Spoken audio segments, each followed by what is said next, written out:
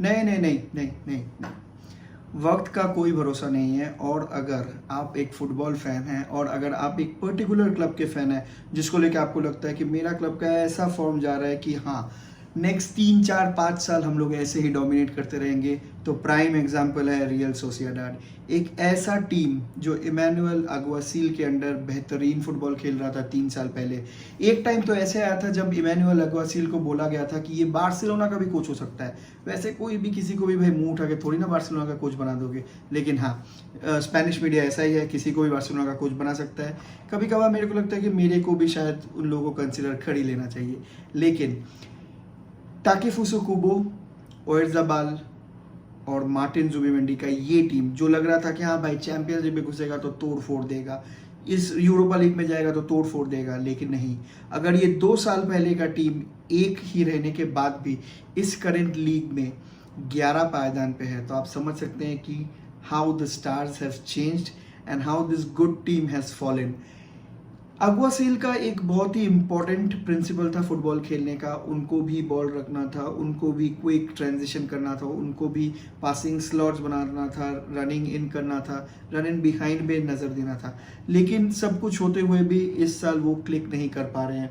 और अगर आप ये देखें कि शायद 30 मैच होने जा रहा है ला लीगा में, लेकिन उसके बाद भी होम रिकॉर्ड इज़ पैथेटिक।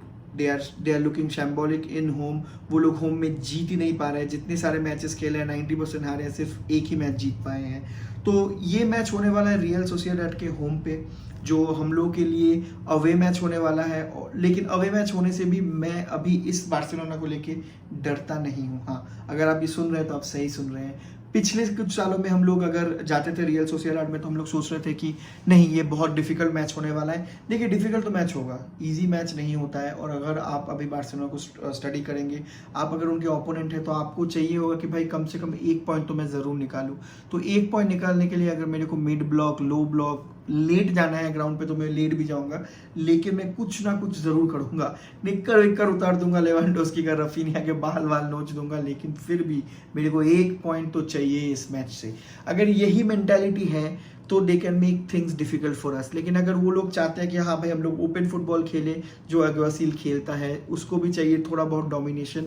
और अगर ये देखना चाहते हैं कि चलो देखते हैं 30 40 मिनट खेल के कि कैसा रहता है मैच, उसके बाद हम लोग डैमेज कंट्रोल या मैच मैनेजमेंट में जाएंगे, तो मेरे को लगता है कि ये बार्सिलोना इन लोगों को खोल के रख देगी। लेकिन अगर लो ब्लॉक में भी बैठता है तो भी इस बार्सिलोना के पास बहुत सारे ऑप्शंस हैं, क्रिएटिविटी एट इट्स पीक है, जिससे हम लोग लो ब्लॉक को भी आसानी से तोड़ सकते हैं।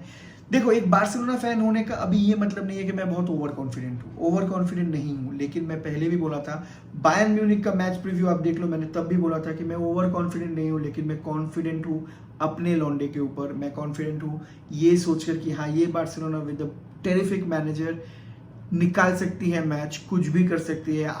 मतलब देखिए ऑब्स्टेकल्स आएंगे फुटबॉल में और हर एक स्पोर्ट्स में आता है, लेकिन आप उसे कैसे ओवरकम करते हैं ये बहुत इंपॉर्टेंट चीज़ है। अगर मैं एक कोच हूँ और अगर मैं एक मिस्टेक लास्ट मैच में मैंने कर डाला था, लेकिन वो मैं दोहराना नहीं चाहता, अगर मैं रिपीटेड मिस्टेक्स किए जा रहा हूँ तो एक कंसर्निंग मैटर है। लेकिन हैंसी फ्लिक वैसा नहीं करता। अगर ओसासुना मैच का एग्जांपल मैं फिर से लूँ तो फिर से मैं बताऊंगा, इतने सारे रोटेशंस एक ही मैच में, but he took lesson from that. और उसे ये पता चल गया था कि भाई इतने सारे रोटेशन में एक मैच में अफोर्ड नहीं कर सकता, तो इसीलिए वो प्राइम मैचेस में भी रोटेशंस कर रहे हैं ताकि स्क्वाड रीजुविनेटेड रहे।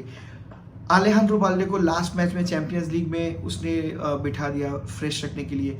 मैं पूरा का पूरा वॉच अलॉन्ग में I was getting crazy at Gerard Martin कि भाई ये क्या कर रहा है, बंदा पूरा गू गोबर है। लेकिन फिर भी उन्होंने चेंज नहीं किया, क्योंकि उसने लेसन लिया कि मैं पूरा का पूरा 4 में से 2 बैकलाइन के प्लेयर्स को मैं रेस्ट नहीं दे सकता ला लीगा के मैचेस में भी, क्योंकि दैट हैड कॉस्ट मी।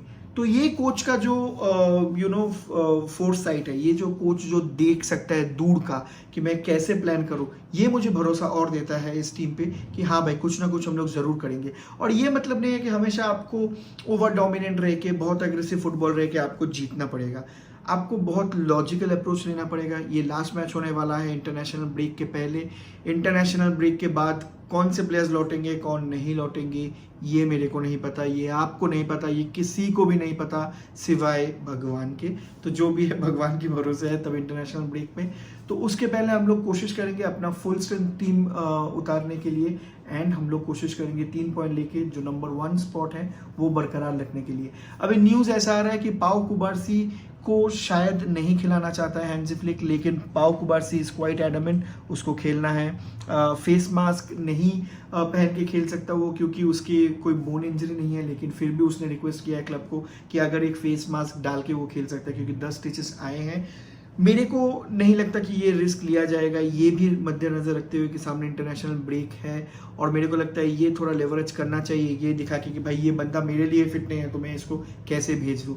तो पाउ कुबार्सी मेरे को नहीं लगता स्टार्ट करेगा। डिफेंस में रहेगा आपका जूल्स कुंडे, सर्जी डोमिंगेस, इनिगो मार्टिनेज, लेफ्ट बैक में अलेहांड्रो बाल्डे, मिडफील्ड में मार्क कसाडो।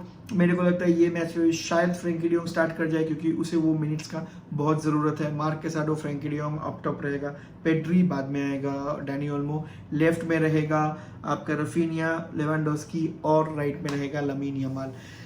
अब मैं बात करना चाहता हूँ फ्रैंकी डियोंग को लेके, अगर वो खेलता है तो काफ़ी सारे मैं पोस्ट देख रहा हूँ, काफ़ी सारे ऑनलाइन में उसको हेट बहुत मिल रहा है, मैं देख रहा हूँ। मैंने भी वॉच अलॉन्ग में बोला था कि मेरे को ये नहीं लग रहा कि ये फ्रैंकी डियोंग बेस्ट शेप में है। मैंने रिव्यू में भी बताया था कि Frenkie de Jong is looking phased out. मेरे को लगता है उसे सेकेंड हाफ में आना चाहिए, जो मैं अभी भी कहूँगा कि फ्रैंकी डियोंग को सेकेंड हाफ में आना चाहिए। शायद इतना बड़ा स्टेक वाले मैच में उसको पहले से ही नहीं शुरू करना चाहिए, लेकिन ये बात दोस्तों मान के चलिए कि कभी भी आप फ्रैंकी डियोंग की क्वालिटी को डाउट नहीं कर सकते हैं। एक ही जगह पे अगर बार बार चोट लगेगा, इतना सीरियस चोट लगेगा, 3 बार उसने एक ही जगह पे चोट सफ़र किया है, और अप्रैल के बाद एक महीने पहले उसने 5-10 मिनट करके खेलना शुरू किया। तो उसका जो मेंटल ब्लॉक है, जिस ब्लॉक के लिए वो हर एक टैकल में नहीं जा रहा है, वो एफर्टलेसली रन नहीं कर रहा है, जो फ्रैंकी डियोंग को आप लोग देखते थे सीमलेसली डिफेंस से बॉल कैरी करके स्ट्राइकर के पास ले जाता था, वो वाला फ्रैंकी डियोंग को देखने के लिए थोड़ा टाइम और लगेगा। लेकिन इसका मतलब ये नहीं कि आप उसके क्वालिटी में डाउट करेंगे। क्वालिटी पे फ्रैंकी डियोंग के डाउट मत कीजिए। मैं ये समझ सकता हूँ कि आप लोगों का फ्रस्ट्रेशन है कि हाँ बंदा कुछ भी नहीं बोल रहा है अपना कॉन्ट्रैक्ट रिन्यूअल ऑप्शन या ऑफर लेके, वहाँ पे मैं सपोर्ट करता हूँ। मैं भी ये बोलता हूँ कि अगर वो कॉन्ट्रैक्ट रिन्यू नहीं करता है तो उसको बेच दीजिए नेक्स्ट ट्रांसफर विंडो में, समर में जो आने वाला है। जितना भी मिले 50-60 मिलियन जितना भी मिले, उसमें हम लोग का थोड़ा रिकूप होगा और बहुत हेल्प होगा एक प्राइम लेफ्ट विंगर लाने के लिए। लेकिन इस बात को मद्देनजर रखते हुए आप करंट वाला फ्रैंकी डियोंग को हिट करेंगे, ये सही बात नहीं है। और मैं एक प्लेयर के ऊपर बहुत सारे क्वेश्चन मार्क्स देख रहा हूँ, मैं पढ़ रहा हूँ इधर उधर कि पेड्री नंबर 10 वाला रोल के लिए सूटेड नहीं है। देखिए, पेड्री को आप जहां भी खिलाएंगे वो वहीं पे सूटेड है। Pedri is class, Pedri is share brilliance return all over him. आप पेड्री को भी डाउट नहीं कर सकते। हाँ, वो लामासिया का नहीं है, लेकिन उसके अंदर हर वो क्वालिटी है जो एक लामासिया ग्रेजुएट का रहता है। On the ball brilliant, passing brilliant, vision extraordinary, pitch पे ट्रांजिशन सीमलेस। ये आप बोल सकते हैं कि उसे फिट रहना है, जो मैं एग्री करता हूँ। अभी तक टचवुड वो फिट है और उसको बहुत बारीकी से इस्तेमाल कर रहा है हैंसी फ्लिक। ओवरलोड नहीं हो रहा है उसके ऊपर, उसके मसल्स को हम लोग ओवर स्ट्रेच नहीं कर रहे हैं। उसको हमेशा फर्स्ट रहता है जो रेस्ट मिलता है उसको, जिसको सब ऑन किया जाता है। तो ये वाले पेड्री को आप अगर in the lines, between the lines खेलते हुए देख रहे हैं, अगर आप देख रहे हैं कि ये सब पास निकल रहा है, जैसे लास्ट टाइम उसने पास रिसीव किया कुंडे से, बॉडी को पीछे ओपन करके रफीनिया को बॉल प्लेस किया, रफीनिया के साथ उसने एक बॉल खेलने की कोशिश की, रफीनिया फर्स्ट टाइम वहीं से शूट किया, बॉल रिकोशिएट करके लेवांडोस्की के पास आया, लेवांडोस्की ने गोल किया। तो ये बिटवीन द लाइन खेलने का जो कैपेबिलिटी है पेड्री में, वो हर एक प्लेयर में नहीं रहता। तो आप लोग बेफालतू उसको हेट मत दीजिए, बेफालतू कंपेयर मत कीजिए, क्योंकि डैनी ओल्मो है, पेड्री है। पेड्री अपने दिन पे वर्ल्ड के एनी गुड मिडफील्डर्स को will give a run for their money. तो पेड्री पे भी ट्रस्ट कीजिए, फ्रैंकी डियोंग पे भी ट्रस्ट कीजिए। जहाँ पे हम लोग का क्लब के कॉन्ट्रैक्ट रिन्यूअल्स के बारे में आता है वो हम लोग बाद में डिस्कस करेंगे, लेकिन अभी डिस्कस करना है पॉइंट टेबल पे नंबर 1 कैसे रहना है। तो मेरा प्रेडिक्शन रहेगा रियल सोसिएडाड के अगेंस्ट 3-1 या 4-1। एक गोल तो हम लोग ज़रूर खाएंगे, लेकिन हम लोग 3 या 4 गोल ज़रूर मारेंगे। और मैं फिर से बोलूँगा, मैं देखना चाहता हूँ लमीन यमाल 1 गोल स्कोर करे, और फिर इंटरनेशनल ब्रेक में जाए, क्योंकि रियल मैड्रिड के मैच के बाद से I was really hyped up और मेरे को लग रहा है कि वो जैसे खेल रहा है ज़रूर एक ना एक गोल करेगा। तब तक के लिए आप लोग बने रहिए चैनल पे, अगर नए हैं तो सब्सक्राइब कीजिए, अगर रिटर्निंग है सब्सक्राइब नहीं किए तो भी सब्सक्राइब कीजिए, लाइक कीजिए, शेयर कीजिए, कमेंट कीजिए, बताइए आपको क्या अच्छा लगा। वॉच अलॉन्ग के लिए वेट कीजिए, संडे रात को हम लोग फिर से लौटेंगे वॉच अलॉन्ग लेके, और उसके तुरंत बाद हम लोग रिव्यू भी देंगे इस मैच को लेके, कैसा रहा, क्या खराब था, क्या अच्छा था। तो चैनल को सब्सक्राइब कीजिए और तब तक के लिए अलविदा एंड विस्का एल बारसा।